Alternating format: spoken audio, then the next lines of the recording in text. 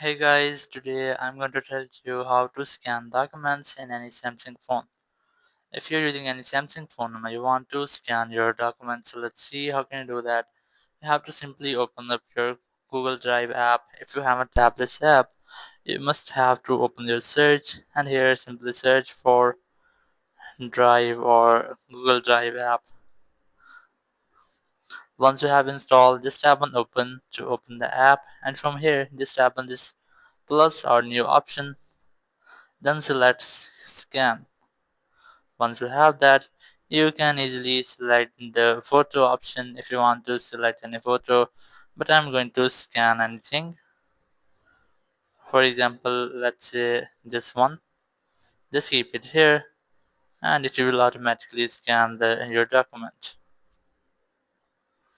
Once this have scanned, you must have to tap on this next option, and from here you can easily give it a name. For example, I'm going to overwrite here example. Once you have named, you have to select your PDF file or JPEG. I'm going to select the PDF and then select your location on which you want to save it. And here's you have account. Once you have selected, just tap on this upload option and it will be uploaded to this section. So in this way, you can easily scan any documents by using your Samsung phone.